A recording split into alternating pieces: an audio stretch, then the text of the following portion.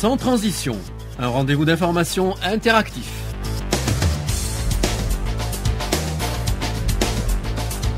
Sans transition, une émission proposée et présentée par Nadia B.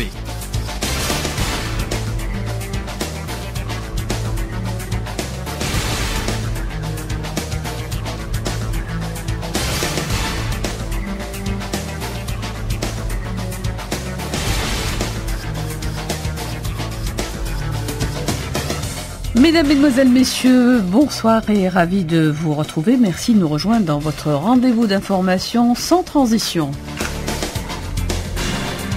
Vous êtes à l'écoute des programmes de Radio Orient et ce soir à J-3 des présidentielles en Tunisie, présidentielles pluralistes dans une Tunisie libre. Après avoir mis fin à 23 ans de dictature, les Tunisiens espèrent en tout cas parachever le processus démocratique en se dotant d'institutions pérennes. Un processus irréversible qui est en passe de devenir, faut-il le rappeler, une exception dans les printemps arabes qui se sont transformés pour la plupart en chaos. Ici en France, vous le savez, les ressortissants tunisiens et tunisiennes peuvent dès demain commencer à voter, donc vendredi 21, 22 jusqu'au 23 compris. 27 candidats sont en lice pour ce scrutin, 4 ont déjà jeté l'éponge. Les Tunisiens et Tunisiennes devront choisir celui ou celle, puisqu'il y a une femme candidate, diriger le pays pour les 5 années à venir. Parmi les grandes figures, on notera entre autres le vainqueur des législatives, Beji Caid Essebsi, le leader de l'Ida Tunis, et le président sortant, Monsaf Marzouki. Alors pour notre part, ce soir, évidemment, silence électoral oblige, pas de commentaires, pas d'analyse politique, des débats que vous avez certainement pu suivre depuis plus d'un mois, puisque notre antenne était pratiquement mobilisée sur ces élections législatives, et puis bien sûr on a enchaîné avec la présidentielle. Ce soir, des informations très pratico-pratiques pour vous éclairer sur le déroulement de ce scrutin, avec nous sur ce plateau pour vous éviter les couacs, les cafouillages. Le président de l'IRI qui nous a accompagnés pendant toute la période des législatives et ce soir en direct de nos studios. L'IRI, bien sûr, c'est l'instance indépendante régionale pour les élections et c'est Mohamed Krir qui est sur ce plateau. Bonsoir Mohamed Krir. Bonsoir et merci pour l'invitation. Et comme d'habitude, Mohamed Krir n'est jamais seul sur le plateau, il est en face de l'association, plutôt de la plateforme des droits civiques des Tunisiens à l'étranger. C'est face donc à la société civile, connaissant l'importance de la société civile et le rôle qu'elle a depuis toujours joué, depuis la Révolution et pendant ces législatives. Sur ce plateau, justement, une plateforme que nous connaissons depuis longtemps, c'est une association présente sur le terrain depuis plus de 30 ans. Corrigez-moi si c'est faux. Alors, elle est représentée ce soir par monsieur Snoussi Nordine. Bonsoir. Bonsoir. Et monsieur Sadak Shrif, et vous avez ramené avec vous une femme, donc une femme qui est à la fois membre de cette plateforme mais aussi membre de la Ligue tunisienne pour la défense des droits, Mona Forati. Bonsoir. Bonsoir. Qui va effectivement pendant ces élections jouer le rôle d'observateur et on peut se permettre de dire observatrice. Ah oui.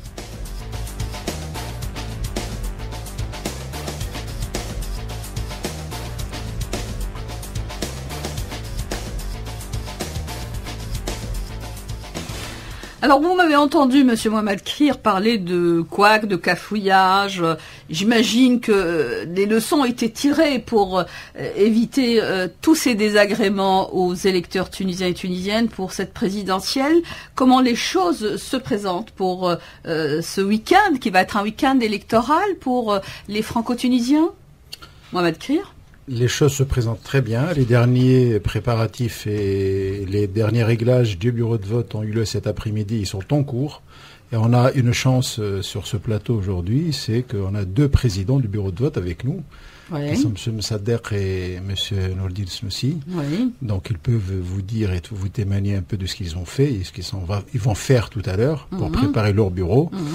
2 petites choses pour revenir à votre question. Évidemment, la dernière fois aux législatives, on a eu quelques petits soucis, on va dire, d'inscription. Et il y a beaucoup d'électeurs, enfin beaucoup, il y a des électeurs qui ne sont pas trouvés inscrits sur les registres et qui ne comprenaient pas pourquoi. Je rappelle, et tout le monde sait maintenant, que les inscriptions volontaires sur les listes électorales sont un prérequis pour le vote. On ne peut pas voter si on n'est pas inscrit. Et donc, pour cela, je rappelle ici 2 ou 3 points très pratiques pour demain matin. Oui. D'abord, les bureaux seront ouverts. Voilà, les bureaux seront ouverts de 8h à 18h, vendredi, samedi et dimanche. Pour voter, il faut se munir d'une pièce d'identité tunisienne, c'est-à-dire soit la carte d'identité nationale, soit le passeport, et on privilégie le passeport parce qu'il contient à la fois le numéro de la carte d'identité et le numéro de passeport. Et les 2 derniers points, qui sont peut-être les plus importants, il faut que les électeurs vérifient l'état de leur inscription sur une application ou avec un numéro de téléphone. Le numéro de téléphone, c'est le 0811 48 14 14. Oui. Et l'application, c'est une élection, à la fin s.info. Et là, ils trouveront avec le numéro de la carte d'identité ou le numéro du passeport leur bureau de vote, l'adresse du bureau de vote et aussi le numéro d'ordre sur la liste électorale. On va bien entendu répéter ça plusieurs fois parce que c'est quand même important. Il y a une application sur le site, mais pour ceux qui ne sont pas dotés bien sûr d'ordinateur, bien sûr il faut aussi compter avec. Il y a le téléphone, donc on rappellera tout à l'heure le numéro de téléphone. Mais j'aimerais quand même revenir en arrière. Bien sûr, bon dans la vie on avance, mais c'est très bien aussi de revenir en arrière. Il y a des personnes qui étaient munies de reçus d'inscription justement et ils ont été privés justement de voter la dernière fois. Est-ce normal ça, Monsieur Mohamed Kri?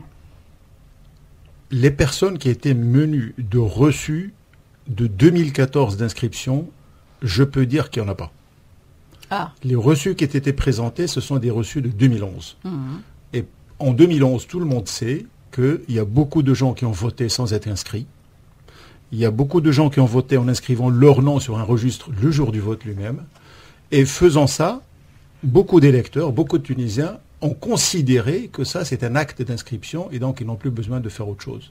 Et ça a induit les Tunisiens et les Tunisiennes qui se sont présentés aux législatives dans des erreurs en pensant qu'ils sont inscrits. Ceci étant dit... Est-ce que vous les avez intégrés pour cette fois-ci, justement? Voilà. Bon, c'est ça l'information. On arrive à votre question. Entre le 2 et le 8 novembre passé, l'ISI a ouvert une période de correction du bureau de vote. Ce n'est pas une période de nouvelle inscription. Donc, les gens ont présenté de demandes. Ils ont mis les preuves qu'ils étaient des inscrits volontaires, soit en 2011, soit en 2014. Ils avaient bien sûr la pièce justificative. Et donc, ces gens-là ont été rajoutés. Et ceux qui avaient des bureaux de vote faux, en prenant un exemple, quelqu'un qui habite à Paris, il a trouvé son bureau de vote à Lille, par erreur, il a été rapatrié à Paris, dans son bureau de vote. À France Nord, à France 1, on a eu des demandes de cette nature-là, 1970 demandes. Parmi elles, il y a 815 demandes qui ont été satisfaites, c'est-à-dire il y a une correction du bureau de vote ou une intégration quand il y a une preuve de l'inscription volontaire de 2011 ou 2014. Donc 815 nouveaux votants. Donc non, ce ne sont pas des nouveaux votants parce que parmi eux, il y a des gens régulièrement inscrits mais qui ont corrigé leur bureau de vote. D'accord. L'exemple que je vous ai donné, celui qui s'est retrouvé à Lille alors qu'il habite Paris, lui, il est déjà inscrit, donc ce n'est pas un nouveau votant. D'accord. Il a corrigé son bureau de vote. Alors ceux qui n'ont pas pu voter la dernière fois, que grâce à ces corrections, donc ça nous donne aujourd'hui un autre corps électoral, oui, non, ou alors c'est toujours... Non, le registre électoral, par rapport aux législatives, il a vraiment très très peu changé, en termes de nouveaux inscrits, j'entends. Donc il n'y a pas... Les lignes n'ont pas bougé. Les non-inscrits aux législatives, ceux qui n'ont fait aucune démarche pour s'inscrire, ni en 2011, ni en 2014, de manière volontaire, ils ne sont toujours pas sur le registre. Ceux-là ne sont pas sur le registre. Et ils ne pourront pas voter ce week-end. Oui. Alors ceux qui n'ont pas pu voter la dernière fois, parce que justement ils avaient la pièce, mais en même temps il n'y avait pas cette correction. La correction, elle apporte quoi comme nouveau? La nouveauté dans la correction, C'est qu'il y a des personnes qui n'ont pas pu voter la dernière fois, qui pourront le faire cette fois-ci. Absolument. Mais comme ils ne sont pas très nombreux par rapport à, par exemple, à France 1, on a 80 000 électeurs. Oui. Le nombre de personnes qui étaient concernées par ce rajout, parce qu'ils ont la preuve... Ils sont combien? C'est ça la question, en fait, le chiffre. Sur les 815, il doit y avoir, je n'ai pas le compte exact, mais il doit y avoir entre 200 et 250 nouveaux inscrits. Donc 200 à 250 nouveaux inscrits. Voilà, le chiffre est donné. Sur les 815 on a bien compris. dossiers valables, il y avait des corrections et le reste, c'est des intégrations. Les voix comptent, n'est-ce pas, Sadak Chérif? Une voix compte et 250, c'est pas rien du tout aussi, c'est pas insignifiant. Ce n'est pas... Sadak Chérif, juste en face du micro, oui. Ce n'est pas rien, évidemment.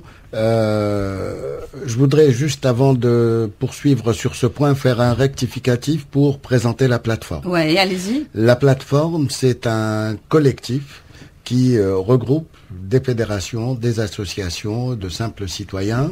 Il regroupe donc les deux plus grosses fédérations connues sur le terrain qui sont l'ATF et la FCTR. Et il regroupe un certain nombre d'associations dans la RMCC et de simples citoyens qui se sont mobilisés et intéressés à l'ensemble de ce processus électoral. Ça fait du monde dans cette plateforme. Hein. Tout à fait. Ce collectif s'est créé en réalité en 2014 pour essayer de défendre les droits civiques des Tunisiens à l'étranger, notamment en ce qui concerne ces élections. C'est un petit peu la mission de cette plateforme. D'accord, mais les fédérations, bien sûr, insistent, parce qu'on a eu l'occasion de vous recevoir plusieurs fois sur cette antenne, sur les questions de migration. Ça fait plus de 30 ans. Tout à fait. Voilà. Tout à fait. Alors, vous êtes donc dans des bureaux de vote.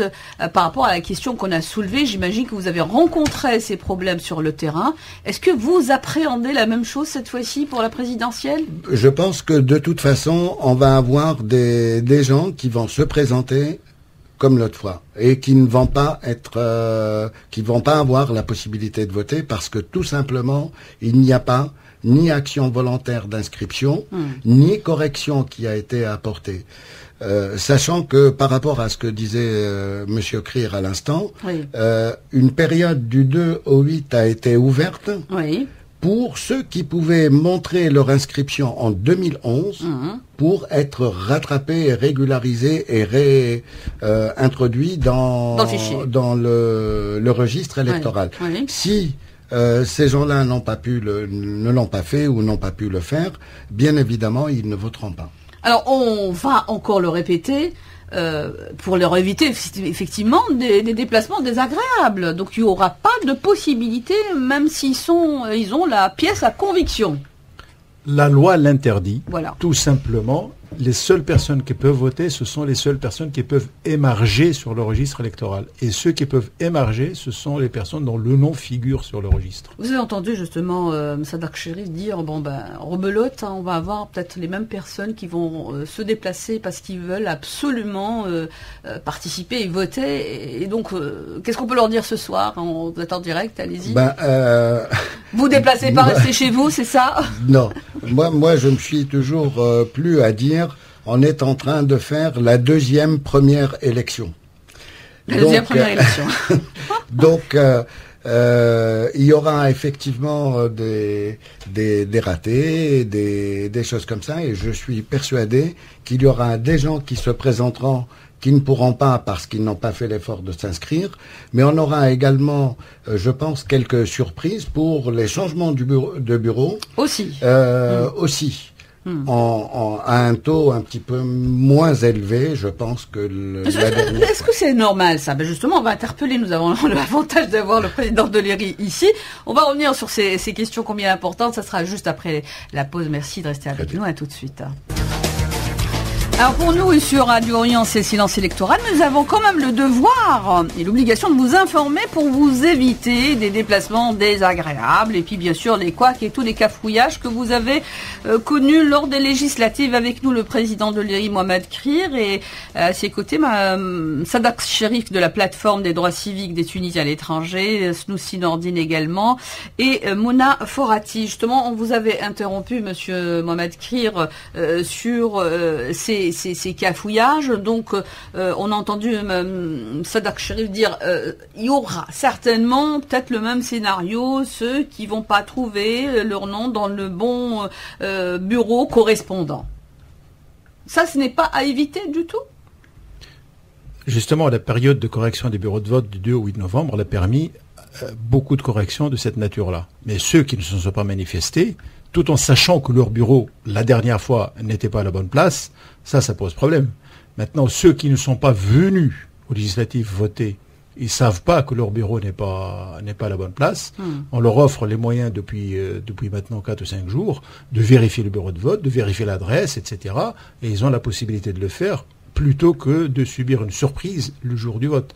Est-ce qu'ils se sont manifestés? Est-ce qu'ils se sont, vous le savez là, ou par le téléphone ou alors sur le site? C'est vrai, les gens se manifestent jusqu'à il y a 1 heure. Ouais. Je vois des mails passer et je vois des coups de fil passer sur ce numéro-là. Ils sont nombreux à le faire là? Nombreux, non. Nombreux, non. Mais il y a des gens qui veulent passer de Strasbourg à Paris, qui veulent passer de Tunis à Paris, etc. Et il y a toujours des demandes comme ça.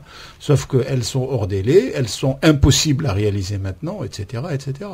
Ceci étant dit, je voudrais quand même rajouter quelque chose en présence et je prends pour témoin 2 présidents du bureau de vote ici.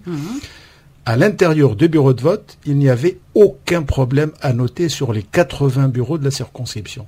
Les choses étaient un peu plus difficiles ou compliquées à l'entrée du centre de vote, c'est-à-dire à l'extérieur. Mais tous les votants, les 40 000 votants de la dernière fois, ont voté dans des conditions très, très satisfaisantes. Alors, une voix qu'on n'a pas entendue, vous confirmez tout ce que vient de dire Monsieur Mohamed Krirs, Snoussi Nordine. Oui, allez-y. Tout à fait. Je confirme ce qu'il a dit Monsieur Krirs. Au niveau du bureau, à l'intérieur, aucun problème. Aucun incident, aucun problème. Parce que 2 choses importantes que nous, on a acceptées au bureau, on a plein de délégués de liste et plein d'observateurs, c'est-à-dire aucun problème. Plein. Donnez-nous des chiffres. Des chiffres, par exemple, mon bureau, moi, je suis président d'un bureau à Aubervilliers, au centre d'Aubervilliers. C'est un centre important, Aubervilliers, j'imagine qu'il y a une importance. Tout à fait. Oui. J'avais entre 8 et 12 observateurs et délégués de liste tout le temps. Jusqu'au dernier jour. D'accord. Et je pense, ce week-end aussi, ça sera la même chose. Et ça a beaucoup aidé les gens d'être tranquilles, il n'y a pas de problème. En plus, les difficultés qu'on a eues, par exemple, au centre d'Aubervilliers, c'était en bas. C'est-à-dire, à la rentrée, il y a des gens qui ne sont pas inscrits. D'accord.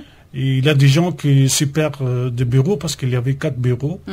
Et voilà, la difficulté, c'était à l'entrée. Sinon, au niveau de bureau, il n'y a pas de problème du tout. Et j'ai demandé à pas mal de gens que je le connaissais, même au nord de la France. C'était très bien passé à tous les niveaux. Sadak Cherif, donc la cohue, comme on l'a entendu de la bouche de M. Snoussi Nordine ou alors Mohamed Krirs, ça se passe plutôt à l'extérieur et jamais dans les bureaux de vote, puisque vous présidez vous-même, vous êtes président d'un bureau. Pour rendre à César ce qu'il appartient à César, je voudrais franchement féliciter M. Krirs et son équipe pour l'organisation et le déroulement de ce scrutin. Parce qu'effectivement, à l'intérieur, ça s'est passé comme sur des roulettes, c'était super bien organisé. Cela étant dit, les problèmes à l'extérieur ont nécessité effectivement la présence d'agents de sécurité, de choses comme ça. Ce qui est normal, ça. Ce qui est tout à fait normal. Donc le phénomène, personnellement, je confirme tout à fait ce qui... Alors, mais ceci dit, quelles sont vos craintes pour ce long week-end qui commence dès demain, électoral ici en France? Moi, personnellement, je pense qu'on aura déjà la même chose avec une variante. Quand vous allez sélectionner des listes, vous ne connaissez pas forcément les gens. La liste de tel parti, il y a un nom qui se présente, si ça se trouve, vous ne l'avez jamais vu. Oui. Ce coup-ci, on est dans une autre forme d'élection. On a des noms, on connaît les personnes et on va avoir des partis pris, on voit un petit peu les problèmes qui se passent un petit peu sur le terrain en Tunisie. Et donc, je pense qu'on a vu ces derniers jours, la campagne était assez violente quand même. Tout à fait. Oui. Et je pense que malgré tout, on aura ce genre de réaction cette fois-ci.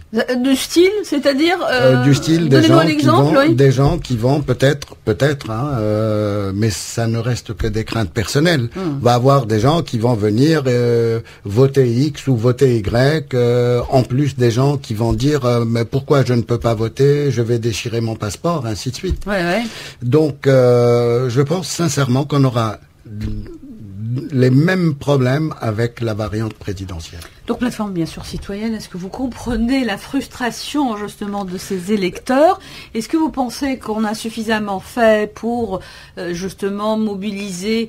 Ça s'est passé pendant la période estivale, rappelez-vous, les inscriptions sur les listes électorales. Il y avait le ramadan, après il y avait les vacances. C'était pas forcément la bonne période qui pouvait mobiliser l'ensemble des électeurs. Ce n'est jamais le bon moment. Ouais. En règle générale, c'est jamais le bon moment. Mais pour vous dire si on comprend bien le problème, nous avons accompagné tout le processus depuis le début. Ouais. Depuis, on a participé au CITAP, on a organisé une journée spécialement pour ça. Il y a eu le fameux forum justement qui a regroupé les associations et les candidats également lors des législatives. Oui. On a mis en place un groupe et un bureau pour aider les gens à s'inscrire. On a également diffusé des informations pour les inscriptions au bureau de vote. On a organisé des formations pour les observateurs. Aujourd'hui, nous avons une quarantaine d'observateurs qui ont été formés et accrédités par la Ligue tunisienne des droits de l'homme. On a un exemple vivant là sur le plateau, Mona Forati, on n'a pas entendu sa voix. Quel va être votre rôle justement à partir de demain, Mona? Dites-nous tout. Bien sûr. Alors, ça sera donc d'observer et d'assurer le déroulement du processus électoral pendant ces 3 jours. Oui. Donc, tout en notant bien sûr tout ce qui est dépassement ou tentative d'influence ou de fraude ou quoi que ce soit, comme la dernière fois. Donc on essaie d'assurer le maximum. Comme la dernière fois, il n'y a pas eu de fraude, quoi. Bon, rassurez-nous. Tentative. Vous avez dit comme la dernière fois. Non, la dernière fois, c'est vrai, il y avait donc des remarques et tentatives d'influence au sein du bureau. Donc. Vous êtes dans quel bureau? À Créteil. Ah, il y a une importante communauté tunisienne. Presque 3000 et quelques donc inscrits. Oui, c'est ça. Et qu'est-ce qui s'était passé exactement lors de la législative? C'était votre première expérience, Mona Forati, oui. Exactement. Racontez-nous. Donc il y avait quelques dépassements. Donc à l'intérieur même et à l'extérieur du bureau. Enfin, on a noté, donc on a remarqué, il y avait 4 ou 5 observateurs. Mola Ribouna, Ratid, il y avait donc nous et il y avait donc d'autres personnes déléguées donc des partis. Et on a remarqué qu'il y avait donc des tensions entre les Tunisiens qui font la queue depuis quelques temps et tout. Mais aussi il y avait même un vote familial, quoi. Donc tout le monde disait numéro tel et tel numéro. Nous on a tout noté, on a envoyé donc nos rapports à la fin du paiement, après le dépouillement donc du scrutin à la plateforme. Alors, Madame Rapport, on va revenir justement sur le rôle des observateurs, le nombre de ces observateurs et est-ce que les moyens ont été revus à la hausse? Merci de rester avec nous. On vous retrouve tout de suite après cette courte pause publicitaire. À tout de suite. Élection présidentielle en Tunisie. Vous pouvez, amis auditeurs ou auditrices, vous présenter dès demain, si bien sûr vous êtes sur la liste électorale et que vous l'avez déjà fait, et vous pouvez le faire dès demain, donc jusqu'au 23, compris bien sûr sur le plateau, pour vous expliquer un peu comment ça va se dérouler. Moi je pense qu'il faut maintenant essayer de voir un peu avec vous, Mohamed Krir, si les moyens sont les mêmes ou alors vous avez tiré les leçons et mobiliser plus de monde, plus de moyens, ou alors vous allez faire la même chose avec ce que vous avez déjà. Mohamed Krir. Non, on a pour les membres du bureau de vote, on a mis un peu plus de personnes pour s'occuper essentiellement des électeurs qui vont se présenter devant les centres de vote. Oui. Donc on a renforcé les équipes. On a mis la technologie en route, c'est-à-dire les jeunes qui vont travailler ou les assesseurs qui vont travailler devant les centres, ils vont travailler avec des tablettes pour vérifier rapidement, pour ne pas laisser les gens attendre dans la file d'attente. C'est-à-dire le temps d'attente ne dépassera pas les 20 minutes. Voilà, donc éviter les attentes inutiles en fait, voilà. Parce que si les personnes ne peuvent pas voter, qu'ils le sachent. Absolument, et ça c'est vraiment la chose la plus importante, en plus de ce travail de renforcement des équipes qu'on qu'on a mis en place. Évidemment, on a toujours nos agents de sécurité qui vont sécuriser les centres de vote et les bureaux de vote. Alors, est-ce qu'il y a plus de moyens par rapport à ça? Parce que vous avez dit, dans les bureaux de vote, il se passe rien du tout, mais souvent, c'est à l'extérieur. Absolument. Donc, qu'est-ce que vous avez prévu de plus de moyens, justement, pour éviter qu'il y ait des incidents à l'extérieur, quoi? Eh bien, d'abord, les équipes qui détiennent le centre, c'est-à-dire le chef de centre ou les assesseurs du bureau, on a prévu des équipes de suppléance et des équipes de remplacement en cas où il faut renforcer.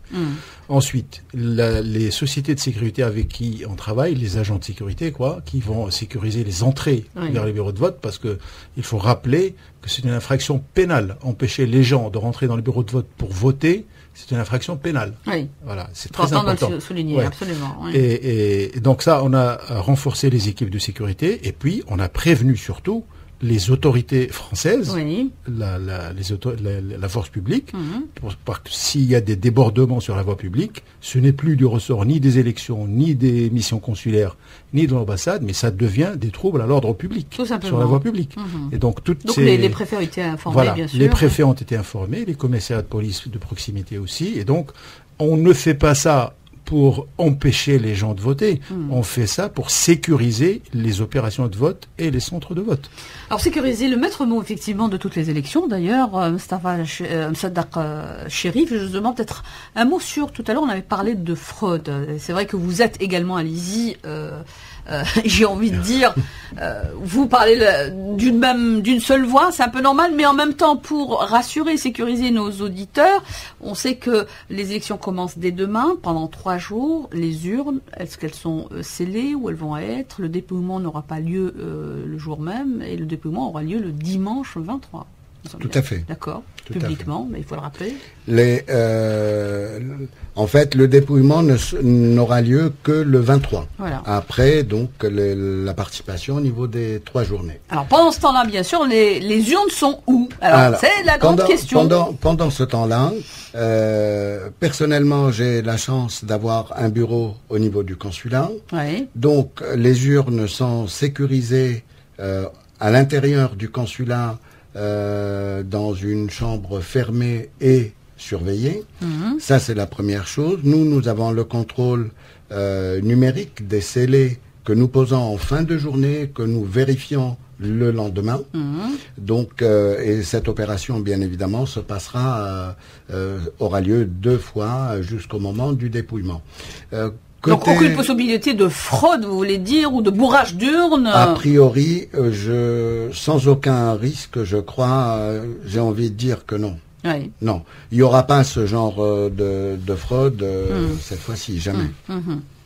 Jamais. Bah, ça se passe plus maintenant aujourd'hui dans les urnes, j'ai envie de dire, la fraude. On veut frauder, c'est en anticipant, on n'est plus au stade du bourrage. Les craintes qu'on peut avoir. Mais il y a quand même une crainte ici, parce que pendant 3 jours, c'est pas le 23, c'est pas le 22 que le dépouillement aura lieu. Donc pendant 3 jours, les urnes sont quelque part en train de se balader. Bon, c'est vrai qu'il y a les scellés et tout, ça elles se baladent pas. Non, mais c'est vrai. Bon, ça j'exagère justement en disant ça. Je le fais sciemment. Moi-même, Krier veut rebondir tout de suite. Qu'est-ce que vous êtes en train de nous dire? Non, les urnes, le vendredi soir et le samedi soir, c'est-à-dire les 2 journées intermédiaires, sont dans les 79 bureaux de la circonscription sécurisés, soit par les locaux des autorités françaises, c'est-à-dire une pièce sous alarme et sous surveillance vidéo, soit par un maître chien quand il n'y a pas ce dispositif-là. Très important de savoir, voilà. Un maître chien qui est donc recruté par l'IRI dans le service de sécurité, soit dans les locaux tunisiens, consulaires ou ambassades, et là sous la surveillance du service de sécurité de l'ambassade ou du consulat. Ça veut dire que, point de vue attaque on peut pas se rapprocher des urnes le vendredi soir et le samedi soir. Et les présidents de bureau de vote ont la certitude que l'urne n'a pas été touchée parce qu'ils ont numériquement noté les numéros des scellés qu'ils retrouvent le lendemain et en présence de tous les observateurs. En présence de tous les observateurs qui sont là pour veiller sur le bon déroulement de ce scrutin. Alors nous marquons une pause sur le plateau de Sans Transition avec La dernière émission consacrée justement à la présidentielle en Tunisie, parce que bon, lundi, on sera sur le débrief. Ça ne veut pas dire qu'on n'en parlera plus jamais de la Tunisie. Au contraire, on va continuer sur le débrief, puisque je crois savoir que les résultats, on aura les grandes tendances ici en France le soir même, le 23. On aura les résultats très tôt le matin. Mohamed Krir. Pas avant 2h, 3h du matin, la journée du 24. Parce que l'acheminement des résultats, des PV, des résultats, les urnes, des différents bureaux de vote, comme le territoire est assez grand, entre Strasbourg, Nantes, Rennes et Paris, c'est pas le même délai, et surtout ça dépend du nombre d'électeurs qui se sont déplacés par bureau et par centre. Donc, en tout cas, le lundi 24, on sera très tôt le matin, on sera fixé sur France 1 sans problème. Et voilà. Pour l'échelle nationale, je pense que le 25, on aura les résultats. Ah oui, on peut aussi rappeler, Sadak Chérif, que le dépouillement se fera donc dimanche publiquement. C'est important de le savoir et de rassurer encore une fois. Vous, pendant la pause, vous étiez en train de nous parler de confiance et effectivement, c'est là où le bas blesse. C'est un peu normal, si j'ai envie de dire, c'est humain. Qu'il y a effectivement des craintes, mais on est là pour rassurer nos auditeurs sur justement le déroulement de cette opération. Donc dépouillement dimanche. Le dépouillement, je voudrais juste faire une toute petite rectification. Le dépouillement n'est pas public. Oui. Il se passe dans le bureau de vote avec les membres du bureau de vote, les observateurs, qui soient indépendants, donc de Atid, Mouraqiboun, les observateurs de la plateforme et autres, et les autres observateurs qui sont délégués par, c'est pas les listes dans ce cas, mais pour les différents candidats. Et je pense qu'on aura peut-être la possibilité d'avoir un citoyen qui pourrait participer. Mais c'est ce qui se fait dans toutes les élections. C'est pour ça que je disais en fait public, parce qu'il y a toujours symboliquement au moins 1 ou 2 citoyens qui assistent au dépouillement. Tout à fait, tout à fait. Monsieur Chérif, oui. L'opération de dépouillement s'est passée la dernière fois et se passera cette fois-ci dans la transparence la plus totale, dans la mesure où les bulletins sont sortis de l'urne, sont lus par le président, montrés, vérifiés avant d'être notés. Donc cette opération se passera encore cette fois-ci de manière la plus cohérente et la plus juste possible. Alors, il n'y a pas lieu de s'inquiéter. Il n'y a pas lieu de s'inquiéter. Mona Forati qui aurait du pain sur la planche à partir de demain, mais déjà l'expérience que vous avez eue lors des législatives vous a déjà suffisamment préparé et vous êtes mieux armé, on va dire ça comme ça. Mona Forati, justement, qu'est-ce que vous avez pu remarquer comme irrégularité dans le bureau de vote où vous êtes ? Oui, alors par exemple, il y avait juste une famille, il y avait le mari qui a crié un peu, il a dit à sa femme numéro 5 ou 6, donc je m'en rappelle plus. Et c'est pas la première fois, il y avait aussi d'autres, il y avait d'autres cas donc similaires, mais aussi un autre cas donc qui est marquant, c'était le cas d'un homme qui n'a pas voulu en fait présenter sa pièce d'identité donc originale, pas la photocopie. Il a veillé à qu'il vote à tout prix. Et tout le monde l'a empêché quoi. Soit vous cherchez votre pièce d'identité, que ce soit passeport ou la carte d'identité nationale, soit ils peuvent pas voter. Mais à force donc de persévérer et tout, il a réussi à amener donc sa carte d'identité. Et puis quand il voulait donc voter, il a crié « moi la dernière fois j'ai voté à nada, donc cette fois-ci ce sera pareil ». Et tout le monde crie. Et donc criait « Monsieur, s'il vous plaît, il faut vraiment respecter donc le bureau et tout le monde, c'est pas faisable ».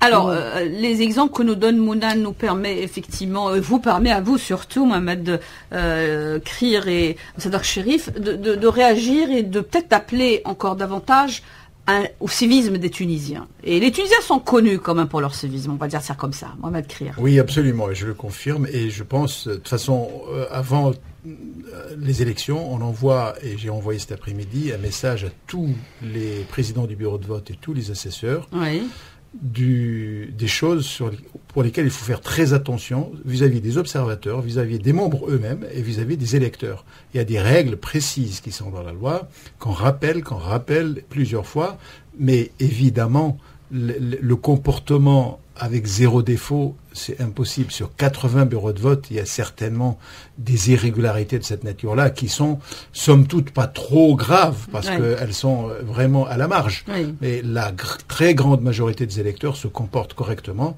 et l'intégralité, je dirais, des membres du bureau de vote se comportent aussi de la manière la plus...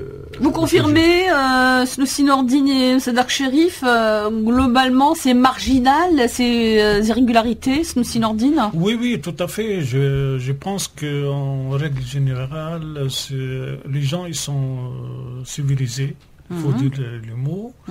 Et en plus, ils ont compris les règles, c'est-à-dire, dès qu'ils viennent au bureau de vote, on explique qu'est-ce qu'il faut faire. Et la plupart des gens, on n'a pas eu de problème. Bon, sauf quelques petits trucs, c'est-à-dire il y a des gens qui viennent avec leurs gosses, ils vont faire des photos, etc. On l'explique, ça c'est interdit, ça c'est pas interdit, etc. Sinon, en général, ça se passe très bien. Et la seule chose, peut-être, je vais ajouter, surtout, il y a une chose, à mon avis, que l'autre fois, parce qu'il y a 48% des Tunisiens qui sont votés, qui, à mon avis, ne sont pas beaucoup. Oui. Je souhaite que les Tunisiens, à partir de demain, ils peuvent venir voter en masse, de 8h à 18h sans interruption. Le vendredi, le samedi et le dimanche. C'est important ce qu'il vient de dire, ça on peut le dire, on n'est pas dans le débat ni l'analyse politique, c'est-à-dire qu'on a pas la mobilisation, tous les électeurs, et c'est vrai que le taux de participation ici en France n'était pas très significatif. On peut le rappeler, Mohamed Krir? Je me rejoins à M. Snoussi pour dire effectivement, on invite tous les Tunisiens à se mobiliser et à venir voter parce qu'il ne faut pas louper une occasion comme ça, ça n'arrive pas tous les jours. Premièrement. Et deuxièmement, le taux de participation à France 1, il était de l'ordre à peu près de 50%, quand à l'étranger, les taux étaient très très bas. C'est-à-dire 12% en Italie, 25% en France Sud, quelque chose comme 18% en Allemagne ou ailleurs. Et ce sont des taux faibles, effectivement, et c'est regrettable. À France 1, même si on a fait quelque chose de l'ordre de 50%, parce qu'on a mis les moyens pour le faire, en fait. Les histoires de tablettes, les histoires d'aller vite, de ne pas laisser attendre, ça nous a permis de faire ce taux-là. Il reste quand même un taux faible par rapport à la moyenne nationale. Enfin, faible, pas très faible. Oui, mais par rapport à la moyenne nationale, bien, tout est relatif, voilà. Bien sûr. Oui. Mais ceci étant dit, je pense que ça reste toujours comme ça. De tout le temps, ça a été comme ça. La mobilisation des élections ou des ressortissants à l'étranger, pour n'importe quel pays, pas spécialement les Tunisiens, reste toujours par rapport à la moyenne nationale toujours moins élevé. Alors ce qu'on peut rappeler également, et peut-être il faut insister, Sadak Cherif, c'est effectivement tous les auditeurs qui nous écoutent, il faut aller voter en famille, allez-y bien sûr, vous avez encore tout le week-end en fait. L'avantage qu'ont les ressortissants, c'est qu'à partir de demain, s'ils ne peuvent pas, pour ceux qui travaillent, ils peuvent se rattraper le samedi. Alors vous attendez à des jours d'affluence, en général c'est le samedi, le dimanche, est-ce qu'il y a des jours... A priori, le vendredi, c'est la journée la plus calme, du fait que c'est à la suite d'une journée de travail. Oui. Et donc, en règle générale, c'est surtout le dimanche où les gens arrivent un petit peu en masse. En fait, ça va crescendo, partant du plus bas à vendredi au plus haut niveau de participation qui en règle générale se fait le samedi, parce que samedi ils sont dans leurs courses, tout ça, donc ils laissent le vote après en fait. Tout à fait. Une recommandation peut-être, qu'est-ce qu'on peut leur dire? Mis à part les encourager à voter, à venir voter en masse, on peut rien dire de plus. Oui, on peut leur dire que vous pouvez y aller le samedi par exemple, on n'est pas dans le commentaire politique là. L'autre chose qu'on peut également leur dire, c'est avoir le sentiment que cet acte de vote est extrêmement important. Si ce n'est pour eux, ça sera pour leurs enfants. Ça sera pour Les Tunisiens ont été privés pendant très longtemps de ce droit de vote. Les gens se sont battus pour ce droit de vote. C'est simple, hein, vous posez juste un ticket. Mais il y a eu une révolution. Je pense que vous avez dû recevoir des Tunisiens qui votaient pour la première fois. Tout à fait. Non, hein, tout à fait. Hein, tout à fait. J'imagine. Ouais. J'ai reçu personnellement dans un bureau de vote une personne qui, je crois, devait avoir 85 ans. 85 et qui, les larmes aux yeux, a posé son bulletin dans l'urne en disant qu'elle avait attendu ça toute sa vie. Bel exemple, voilà. Citoyenne, 85 ans, elle avait attendu ce moment toute sa vie, elle n'avait jamais voté auparavant. Jamais voté. C'est géant tout ça, j'ai envie de dire. Alors vous savez ce qu'il vous reste à faire à mes auditeurs. Bien entendu, allez-y, votez. Mais avant ça, bien sûr, Monsieur Mohamed Krier a quelques petites consignes, bien sûr, apolitiques. On n'est pas dans les consignes politiques. Mohamed Krier, allez-y, on rappellera bien sûr le numéro de téléphone, le site, l'application pour vérifier tout ça avant, bien sûr, de vous déplacer dès demain pour aller voter. Allez-y, monsieur. Donc, je rappelle les quelques consignes importantes et pratiques. Le vote, c'est entre 8h et 18h les 3 jours. Il faut se munir d'une pièce d'identité tunisienne. La carte de séjour ou la carte d'identité française ne permet pas de voter. Et il faut se munir de l'original de la pièce d'identité. Et on privilégie le passeport à la carte d'identité seule. Ça facilite. Il faut aller avec les 2 pièces. Voilà. Si on vient avec les 2 pièces, c'est encore mieux. Voilà. Ensuite, avant de se déplacer, il faut vérifier son inscription, soit par téléphone au 0811 48 14 14, soit sur le site réservé pour les électeurs de France 1, qui est une élection à la fin s.info. Dernier point, ceux qui ne sont pas inscrits ne pourront pas voter et en aucun cas ils ne pourront voter. En aucun cas, mais enfin, il y aura des prochaines élections aussi, je veux dire. Je parle de demain. 5 ans après. Donc vous pouvez justement vous rattraper pour les prochaines élections et aller vous inscrire sur les listes électorales pour ne pas être privé de ce droit. On rappellera bien sûr que le numéro de téléphone c'est 08 111 48 14 14. Appelez ou alors allez-y sur le site tuneélection au pluriel @.info. On n'a rien oublié.